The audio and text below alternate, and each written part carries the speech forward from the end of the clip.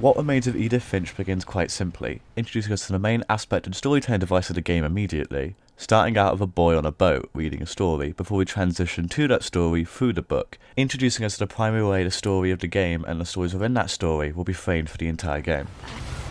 I'm just gonna start at the beginning, with the house.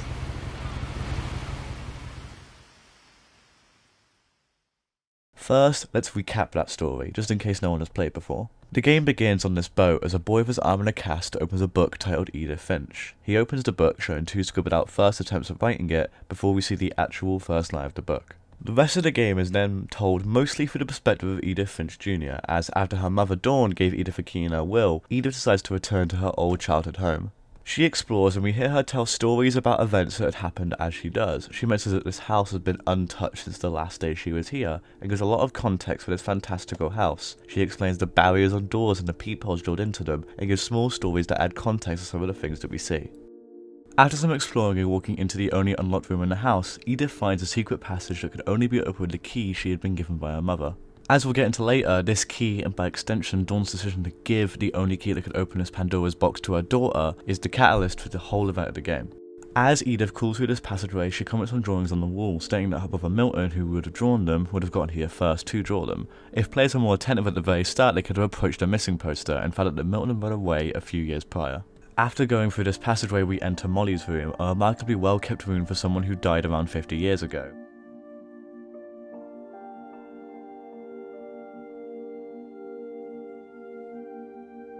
Reading her journal, you find out that Molly died writing about a monster she was worried was going to eat her, an anxiety brought on by her own hunger she tried to get rid of with the mistletoe on her bathroom window.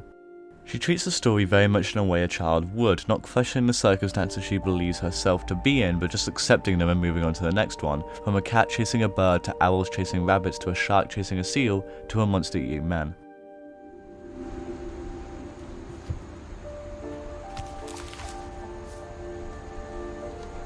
I'm not sure if I believed all of that, but I'm sure Edie would have. The next room Edith enters is Edie Senior's room. Inside this binocular slideshow thing, it explains the tale of how Odin Finch and his wife put their house on a boat and intended to sail all the way to America in order to escape the notorious Finch curse, although a horrendous storm caused the house to sink with Odin inside.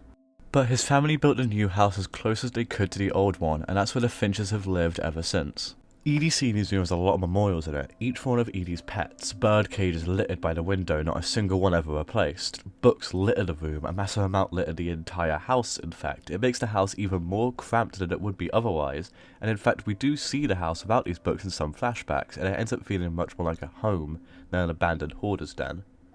On Edie Senior's table is the beginnings of a memorial for Lucas, the latest Finch to die while she was alive, already quite far along in the process considering how long it had been. Although we see no death scene for Edie here, Edith Jr. moves forward to the next dead Finch and the next story about them.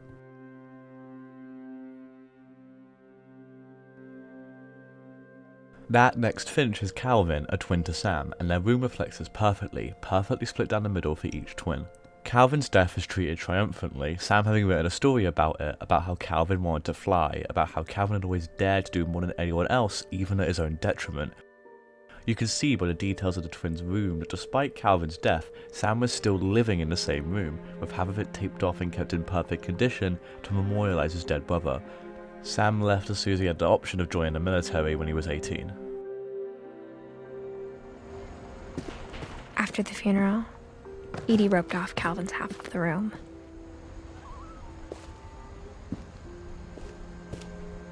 Mom said Grandpa Sam enlisted at 18 and never set foot in the room again.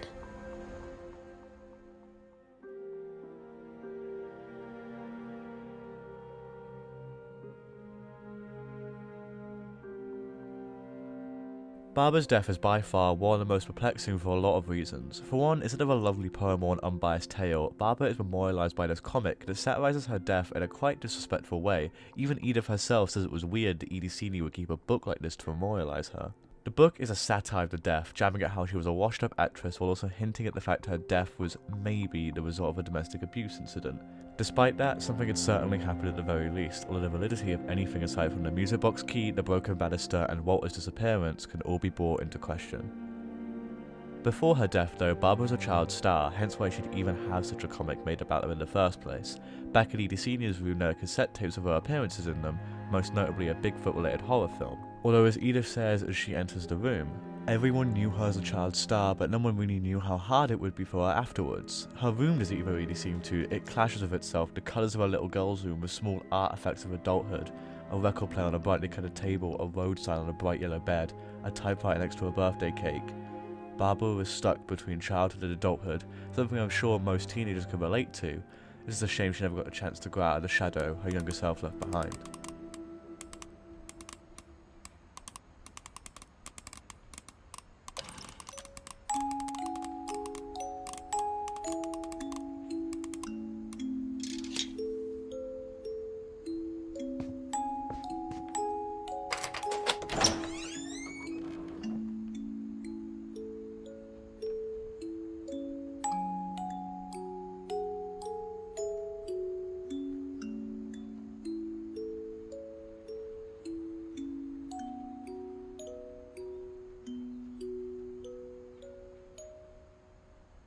Using the knowledge from the comic, Edith makes her way into the garage, another half more just then. Details of creative woodworking cover the now empty and clearly abandoned garage, although through a fridge in the corner of the room reveals a passage even deeper into the Finch house. I thought maybe she was hiding presents.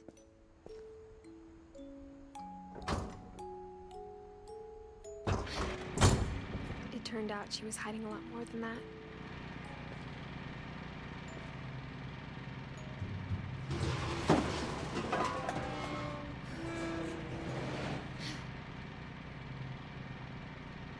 I remember asking Mom once about where Walter had gone. She said after Barbara died, he got as far away as he could.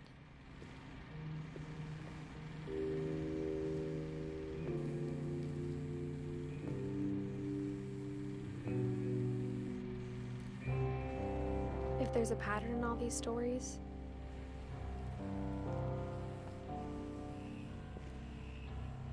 I think it's that none of us has gotten very far.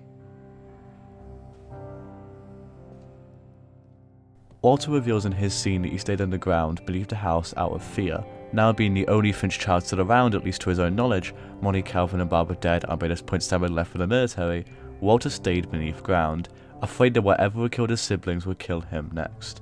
He stayed underground using a framed picture as a view of the skyline and eating tinned food day after day after day, before finally mustering up the strength after decades and decades to break free. But I need to stop living the same day, even if it kills me.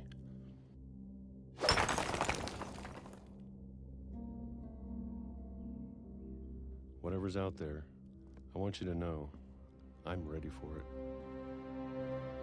I'm going to appreciate all of it, especially the food. I don't mind if I only have a year left, or a month, or a single week. I'd be happy with one more day. I can already imagine the sun on my face.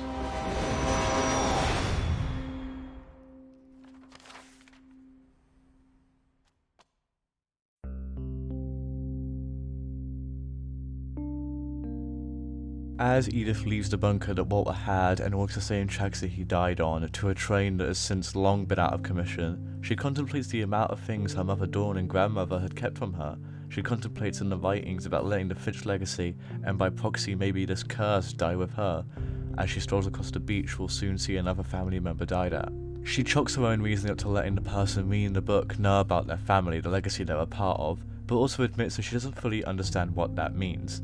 But while she doesn't know, she makes it clear that the stories meant something to the people in them, as we'll see, for better and for worse.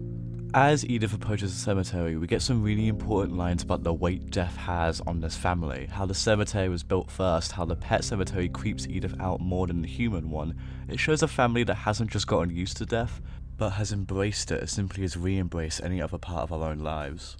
The pets likely only make Edith more uncomfortable because pets dying was likely a new experience for her, and it wouldn't have been something she had been raised around in the same way as literally walking in halls with posters of your long dead predecessors, being told stories of them by your grandmother every day. every single detail in every room having a story behind it, from the music box of Barbara in the Woods made by Sven to the dragon slide that killed him. Quick little tangent here, as Edith climbs this tree, she makes a joke relating to her being 22 weeks pregnant, and I just want to stop this summary to mention how phenomenal this game's writing is.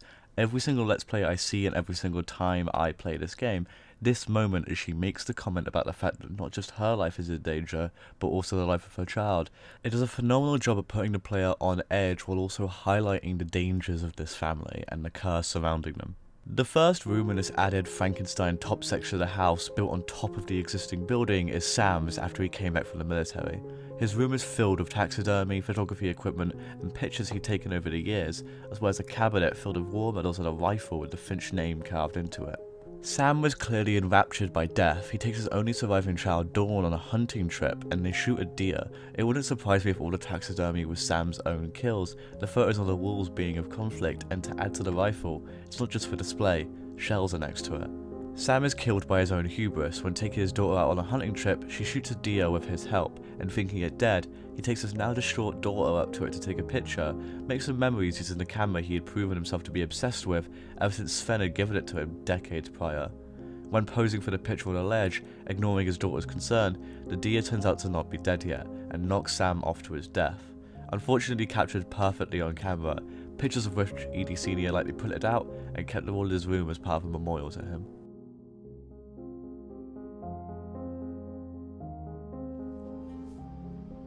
Of all these stories, that's the one I wish most that my mom had told me.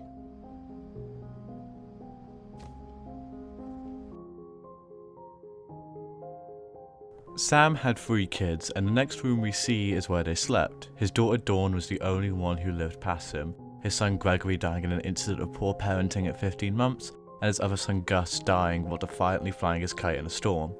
Both of these death scenes play a lot with perception, Gregory's death being a note on a divorce paper addressed from Sam to his wife, now ex-wife Kay. Sam talks in the note about how active Gregory's imagination was as we see a warped perspective, the player controlling a frog as it turns on the tap of the bath, eventually drowning him. Gus's death is framed in a poem written by Dawn, his sister. This time the player controls Gus flying a kite in defiance of his father Sam remarrying. As you play, the kite collects words of the poem and also the debris of the wedding party, a brilliant visual connection to the storm, and what eventually got him killed.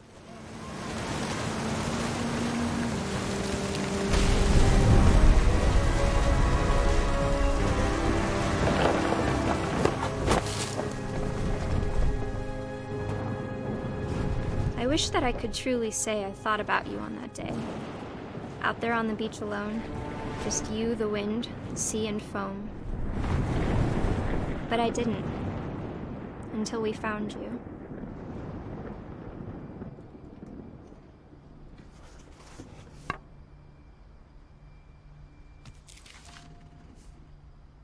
She never talked about him, but Mom told me once if I was a boy, they were going to name me Gus. Like her father, Dawn moved away after being left the only surviving Finch aside from Edie Senior. Like her father and uncle before her, trying to stay as far away as she could from the curse in the family. Although after Dawn's husband died, she eventually came back.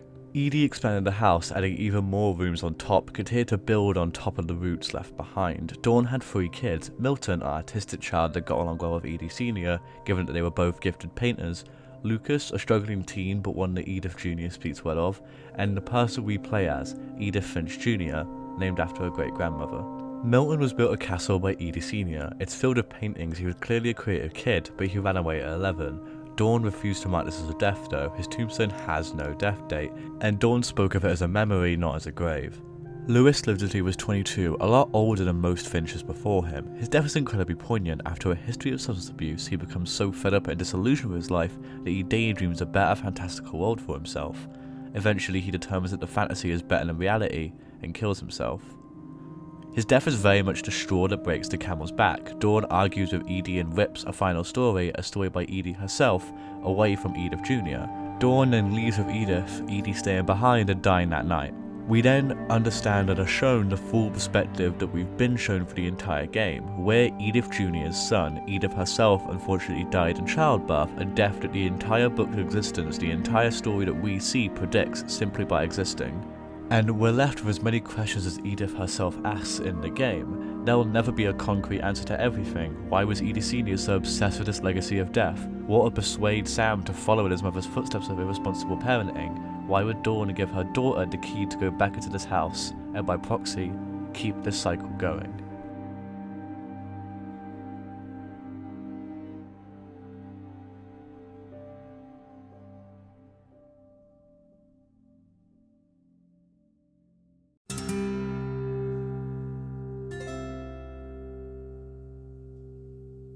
What Remains of Edith Finch is a game about Edith Finch Jr. returned to her family home after having unwillingly left a few years before. The game follows Edith in most part as she wanders around this fantastical house, mostly making discoveries the same time the player does, as she walks through rooms mostly untouched for decades. The game's environmental design is some of the best I've ever seen. So much of the rooms tell you things about these characters. Barbara's room is like a little girl, she hasn't grown to her age, she still hangs on to the child's shadow from years past.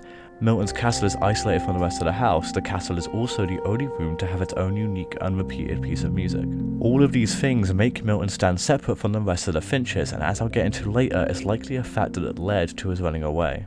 The house from a distance is massive, and if you explore enough, Edith will make comments about the wood she used to play in or the destroyed dragon slide, the closest thing in the game to a monument for Sven, Edie Senior's husband. The house constantly has this feeling of being lived in. Every room in the house has been preserved almost uncannily well. Given that Molly died 50 years ago by the time we see the game, the fact that her room remains a perfect one-to-one recreation proves the amount of work Edie put in, because she would have had to repaint the room every few years and replace some of the things that would have started degrading over time. And the same goes for every other room in the house. There's a birthday cake in Barbara's room that, while definitely has degraded over years, hasn't degraded as much as it would have if it was placed there just before her death. It's a really creepy detail considering that it would have meant that Edie would have had to buy a new birthday cake with her dead daughter's name on it to replace in the room. As you explore, you can see this Frankenstein house with new rooms built on top of the old house, ultimately being an almost 6-story building. Rooms feel untouched, the architecture feels aged and old. The broken balcony has been quite shoddily repaired, likely because the house is so steeped in its own history, Edie Senior would have wanted to leave the mark of someone falling from this height. Nothing in the house feels replaced, but new things have clearly been introduced. Books are strewn about the place to a degree where parts of some walls are literally just books. They're everywhere, no throwing away books already read, just add more and more and more. When you start to notice it, it becomes really hard not to see just how many there are. Much like the house itself, no throwing away or repurposing old rooms, everything must be left how it was, and the house builds on top of itself in order to do this. A fall from the heights of these rooms is more enough to easily kill, or at least seriously maim someone, and given how in the sticks this house is, it shows a lot of recklessness on the part of Edie Senior. And on top of that, despite how long it's been, everything in the house feels quite recently abandoned. It doesn't feel like some of these rooms have been left mostly untouched for years. It really shows Edie Senior's obsession with the legacy of her family.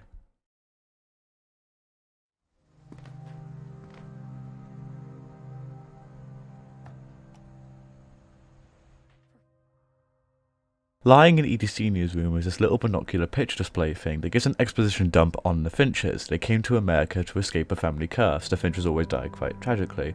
We only know of one Finch who ever died of old age, that ironically being Edie Senior herself, even though she undisputedly profited the most off of the curse. The Finches refused to let go of their past. Even Odin, the Finch that put his house on a fucking boat and tried to sail it to America, and the oldest Finch that we hear of in the game, made the conscious and almost certainly more expensive decision to take that old house and not build a new one when he arrived, a decision that ultimately led to his own death. But the notion sticks. The Finches are obsessed with legacy, maybe even caused by Odin's recklessness to bring his old house rather than actually have a fresh start. The dramatic irony is quite apparent. But his mindset clearly lives on. When constructing a new house, Edie decided to have the cemetery built first. A monument to the past of the dead and gone was made before the house where the living would continue to live in. And the house itself is built as physically close to the ruins of Odin's original house as possible. It looms throughout the game. It's out of reach, but its presence is felt throughout the whole game, noticeable through windows. It appears in many of the death scenes, and as Edith Jr. explores, it's constantly noticeable. Whether Odin wanted it to or not, his legacy lives on in every Finch, and even the house itself. Speaking of the house itself, it isn't just strange in the amount of rooms it has or the ways they're constructed, it's also strange in the ways you get around them in the game, secret passageways almost designed for children to explore. The house would be a dream to explore for a kid. The amount of stories in every room, at points in the game it feels like you're being told stories in the same way your parents do. You know, the way they talk about old friends they had as kids or family members long gone. The entire Finch house feels like that. Each room is a story, a time capsule of the past as they were before their death. The claustrophobia of Walter's bunker, almost a representation of how he trapped himself both literally and mentally for decades. The psychedelic colours of Lucas's room, which checks out for someone who was creative and imaginative and also liked to take psychedelics. The pictures of War in Sam's room, as well as the gun with his name on it, combined with the taxidermy, it all shows his near obsession with death. However, in some cases this goes as far as to seem like a kind of sick joke. By the murals dedicated to each of the Finches, a film reel is by Barbara's mural, and this sick comic that fictionalizes her death into a joke, all of them associated to her movie career, which in all honesty probably would have come across as a bit of a jab, considering that she hadn't got a good role in years. Even worse is Walter's, which has a tin opener next to it, the same tin opener he would have used for 30 years to open can after can of the same food. It's literally a representation of his fear and the tragedy around him, so to put that next to his mural, which is meant to be dedicated to a memory of who Walter was, it never sat well with me that Edie Senior used all the things that represented his trauma to try and portray that. But worst of all is Gregory's, who drowned in a bathtub at 22 months. So out of what feels like an inside joke no one would ever laugh at, his memorial is literally surrounded by the bath toys he died with. It's really sick in a lot of ways. So who decided to do this? Who decided to obsess over death to such a degree that it ends up seeming like a joke? I spent a lot of time in Great-Grandma Edie's room. Edith Finch Senior refuses to let go of the past, and she seems obsessed with the curse haunting her family. The earliest death we see in the game is that of Molly's, who died after eating mistletoe because she was sent to bed without any dinner. After this death, Edie begins to blame the deaths on this magical family curse, rather than blame her own mistakes as a parent. And this unfortunately progresses, but gets worse. Any opportunity Edie gets, she takes the chance to be in the spotlight. She has framed newspaper clippings, one of her refuses to leave the house because of a dangerous forest fire, but another one is literally a clipping about a mole man living under the house, which is clearly about Walter, her own son, who Edie was actually supplying food the whole time. Edie was fully aware of her son, living the same way every day for 30 years, and basically encouraged him to stay there. And it's implied that Dawn was at least aware something was wrong since she refused to let any of her children down there. And on top of that, it becomes even more confusing and mildly terrifying when you check the dates and line it up, realizing that Walter was the last of Edie's children alive, but didn't know it, not mentioning Sam alongside all of his other dead siblings. Meaning that for whatever reason, Edie and Dawn had kept it from him. In her room, Edie Senior keeps tapes of anything her children have done, Barbara's films, but also any time the Finches have appeared on the news. She's so obsessed with the idea that the days after Lucas died, Edie had already put a ton of work into painting and knitting a log and a cloth to memorialise him with. Speaking of details in her room, a whole section is dedicated to her dead pets over the years, each one separately memorialised the same way as her own children and grandchildren and great-grandchildren. Edie takes any chance she gets to have someone believe with her in this curse that ends up getting more people killed. Walter talks about some presence that haunts him. Lucas dies at least partially because his life wasn't as fantastical as his dead relatives, which is probably only because he lived longer than most of them. I highly doubt the kids were thinking about the future as they were surrounded by memories of the past. The majority of the Finches didn't live past 18, and once you notice it, they feel so preventable, especially Sam Finch's kids.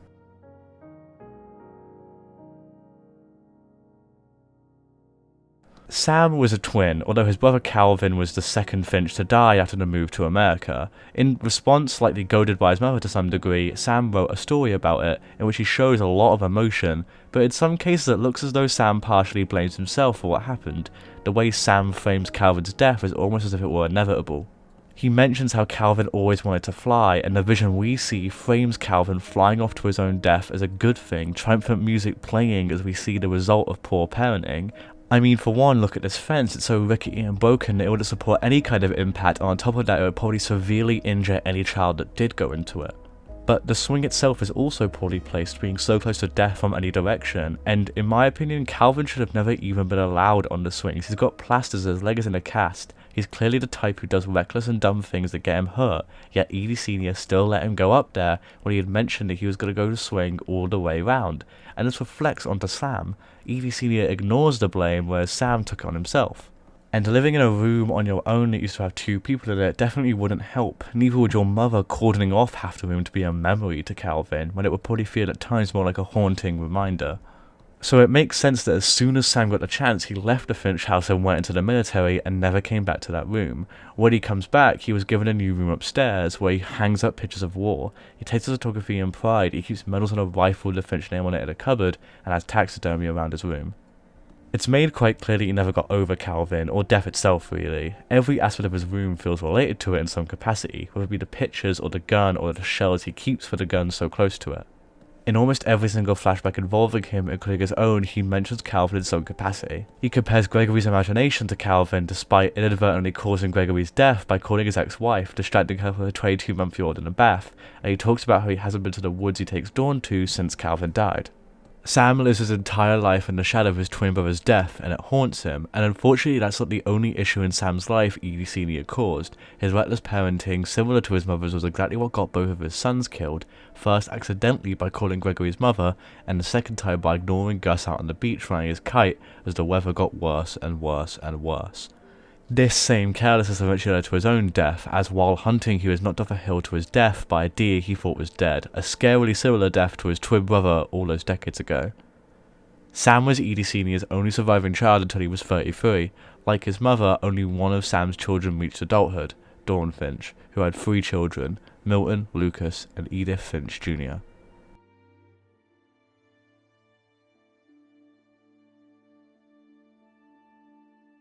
Milton was a gifted painter, and it's implied that this gave him and Edie Senior a kind of bond since they're both painters. For his 10th birthday, Edie Senior made Milton a castle, disconnected from the rest of the house. When we return to the house in the game as Milton's younger sister Edith, we see that Milton had gone through the same passages that Edith does. He had left little paintings associated with the characters just before we see them, a swing set for Calvin, a cat for Molly, etc. A year after Milton was given his castle, he ran away. The only thing he left behind was this short flip book, which, just to note, when you pick it up, you can flick through page by page. It's not a scripted animation, which I personally found quite cool. The flip book itself was about a painter who has a strong resemblance to Milton, painting a door using a magic paintbrush and walking through it, seemingly never to be seen again. It's a quite literal metaphor for his appearance. The fact that Milton, unlike Edith, had gone through the secret passages of the house and looked at the stories of the other Finches at such a young age gives me the impression that Milton became afraid of the curse that everyone else believes in so fervently. Why else would a magic paintbrush that brings things to life be so appealing to him when he's so constantly surrounded by death? So Milton ran away. Maybe he thought he could outrun the curse if he went away from the house and the area so tied to it, and maybe he did, maybe he could. But no Finch ever gets far.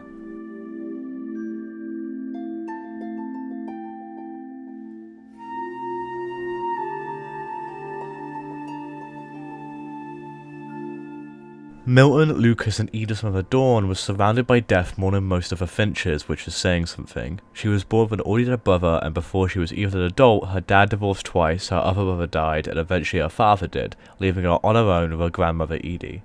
Following in her father's footsteps to a degree, she left the Finch estate as soon as she could and taught English abroad until she met her husband, who she had 3 children with until he died in 2002. She then moved back into the Finch estate, where she stayed complicit until Milton ran away.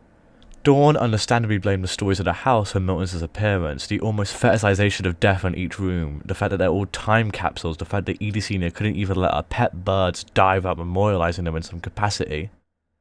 The whole house was constantly surrounded and almost built upon death. Just walking around, you go room after room with the dead, and some you didn't even know were there, like Walter. Dawn boarded up every single room downstairs, but in retaliation, Edie used them as yet another way to memorialize them, writing their names alongside their birth and death dates on each one, and then on top of that, drilled peepholes into each room.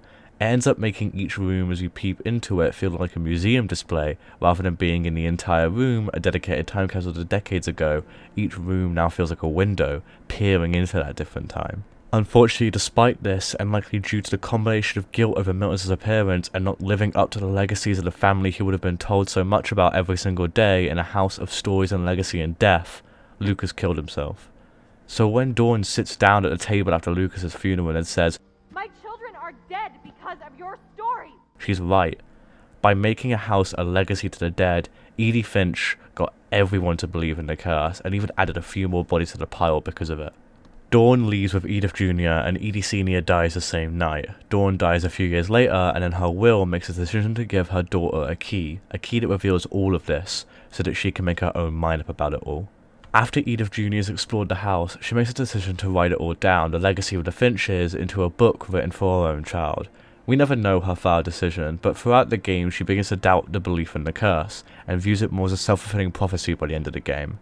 Although she still at least partially believes in it by the end, or just has incredible foresight. Whichever it is, she only ends up writing the book because she wants to tell the stories to her own child, but is worried that she'll die before she can, and she's right. Edith Finch Jr. died in childbirth, but we see her son visiting her grave alongside every other dead Finch, and based on the fact that he carries the book and visits the house, the legacy seems to live on. Let's hope that he's one of the ones that survives rather than another grave outside a long-dead house, a literal reminder of refusing to let go, just off of the shoreline. Let's hope that in the 5th generation of the Finches, they actually move further than a shoreline away from where the last ones died.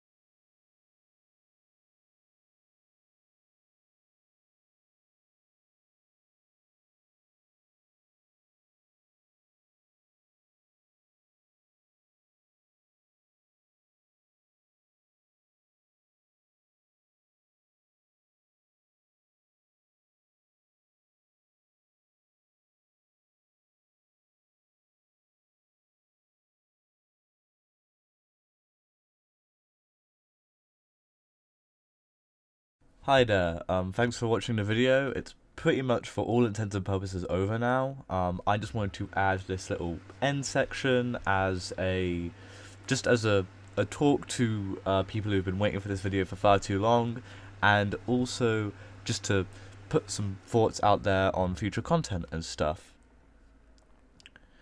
So thank you very much for watching. Music credits are on screen now, but that's it. That's all you're going to get if you watch further. Eventually the screen will just go black, and yeah, that'll be it. The reason why this video took so long is because I made a mistake I've made before, but really thought I'd learned and have learned in certain aspects, but didn't learn for this project, which is fine. We all backpedaled in some aspects, but it was the mistake of when learning a new system or a new project or a new software or a new anything that you're creating with, you should always, unless it is scarily similar to what you were working with before, start small. That was my issue when I first tried to start this channel, just after COVID, just after the first COVID quarantine in the UK. It was too big a video, I didn't know film all well enough, and it fucked it, and I never released it. And then I thought smaller, I did a little Pokemon Masters video in like a week, and then it came out, and there you go, then I started. It's a shit video in hindsight, but every video is going to be shit in enough hindsight. I at least hope. I hope I get better. But this was the first project that I did using Premiere.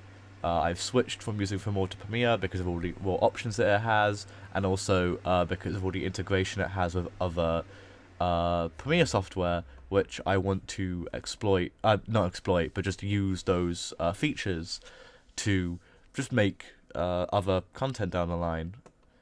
Mainly the fact that it works with the media encoder, and therefore I could do more aspect ratio things is the big one, because I want to do short films and things. Another reason was a lot of personal shit happened. My partner, I got out of a pretty neglectful relationship, which kind of fucked me up a bit. I then had 2 family emergencies that I don't want to go into because people involved, and they all really slowed the production of this video. And then as I was starting to pick up again, we started doing our final major project at college, which is it's the final major project, it's a major project. So it's been taking a lot of my creative focus. I also got 2 more hours at work. So it's just been a lot of like little things that have stacked up. And I can't promise that my next video will be out soon, but it will almost certainly be out sooner than this one was. This one took 4 months. I'm recording it about 3 weeks before it comes out because I'm going on holiday to Dubai, and then I'll be taking my laptop, which is what I'm editing on. I can't take my mic, so I've got to record this before the video has even been finished editing. This is also the first video that has subtitles and it has full subtitles, and it also has the time codes at the bottom. If I can get them to work right, hopefully I can. That's on future Gabriel, not on me.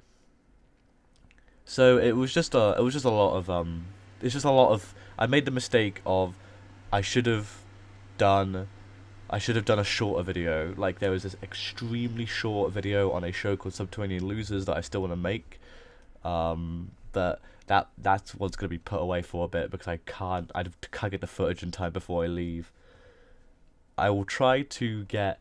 I'm gonna guess that like the next time I can consistently make videos will be the summer holidays in the UK, because I'm not gonna be going away for a large portion of that, and even if I can, I'll like prep for it.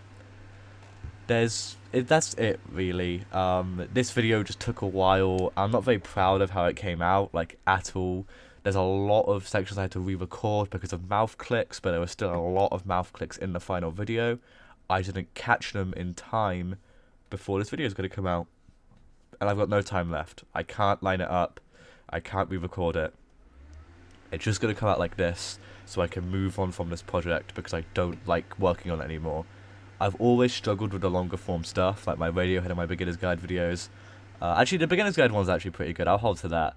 But all of my content that goes over 20 minutes, I usually really struggle with making.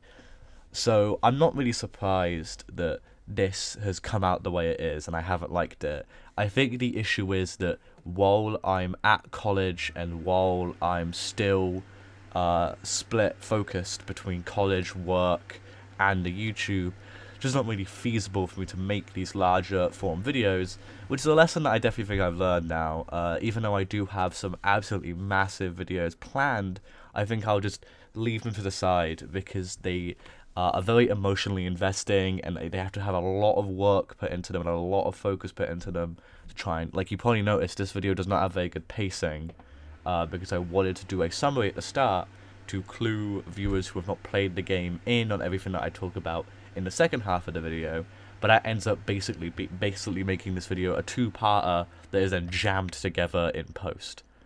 Which, well, sounds like a good idea, and it doesn't really. It makes the video flow very badly, and it has a very unengaging start as I just list off thing after thing after thing. So I'll definitely try to improve this for my next long-form video.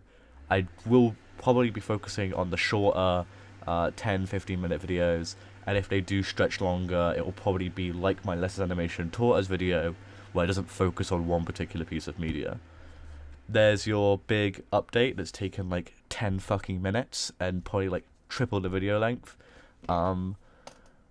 That's it. Thank you so much for watching. I seriously apologize for how long this took. The next one will, unless a fourth personal emergency happens or like a personal crisis happens, which I don't want to jinx it, but I really hope not, I will be good to make more videos and upload consistently every 2 weeks again at a point.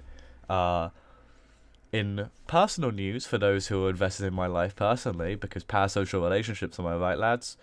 I'll be getting some proper film lights soon, and then a proper microphone, so I'll be able to actually work on like some short film content. If anyone's interested in that, and you watched this far, let me know in the comments, because I really want to make that and upload it to this channel. But if that's not something that people want to see, I don't know, I haven't really thought through how I distribute it yet, because it's been such a faraway dream, but now it's actually becoming much more closer to achievable.